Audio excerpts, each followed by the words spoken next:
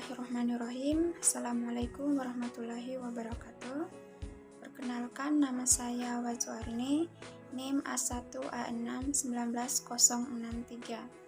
Saya dari jurusan Pendidikan Akuntansi Universitas Halu Oleo Kendari.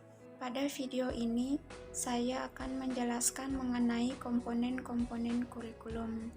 Nah, sebelum saya menjelaskan mengenai komponen-komponen kurikulum, saya akan menjelaskan mengenai pengertian kurikulum.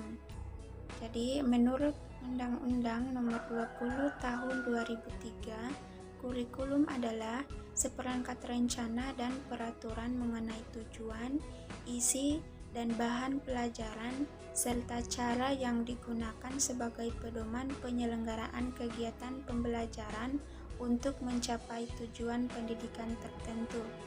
Nah, secara umum, kurikulum merupakan seperangkat peraturan yang dijadikan pedoman untuk kegiatan belajar mengajar. Baik, selanjutnya komponen-komponen kurikulum. Secara umum, kurikulum memiliki 4 komponen utama. Yang pertama tujuan, kedua isi, ketiga metode, dan keempat evaluasi. Nah, keempat komponen tersebut memiliki keterkaitan yang erat dan tidak bisa dipisahkan. Namun, pada video ini saya hanya akan menjelaskan dua komponen. Yang pertama tujuan dan kedua metode. Baik, yang pertama tujuan. Kurikulum 2013 bertujuan untuk mempersiapkan manusia Indonesia agar memiliki kemampuan hidup sebagai pribadi dan warga negara yang beriman, produktif, kreatif, inovatif, dan efektif, serta mampu berkontribusi pada kehidupan masyarakat, berbangsa dan bernegara, dan peradaban dunia. Nah, tujuan pendidikan dapat diklasifikasikan menjadi 4. Yang pertama, tujuan pendidikan nasional. Dalam perspektif pendidikan nasional, tujuan pendidikan nasional dapat dilihat secara jelas dalam Undang-Undang Nomor 20 Tahun 2003 tentang Sistem Pendidikan Nasional, bahwa pendidikan nasional berfungsi mengembangkan kemampuan dan membentuk watak serta peradaban bangsa yang bermartabat dalam rangka mencerdaskan kehidupan bangsa, bertujuan untuk berkembangnya potensi peserta didik agar menjadi manusia yang beriman dan bertakwa kepada Tuhan Yang Maha Esa, berakhlak mulia, sehat, berilmu, cakap, kreatif, mandiri, dan menjadi warga negara yang demokratis serta bertanggung jawab. Yang kedua, tujuan institusional. Tujuan institusional adalah tujuan yang harus dicapai oleh setiap lembaga pendidikan sebagai kualifikasi yang harus dimiliki oleh setiap siswa setelah menempuh atau menyelesaikan program di lembaga pendidikan tertentu. Tujuan institusional juga merupakan cerminan dari standar kompetensi lulusan yang diharapkan dari setiap tingkat satuan pendidikan.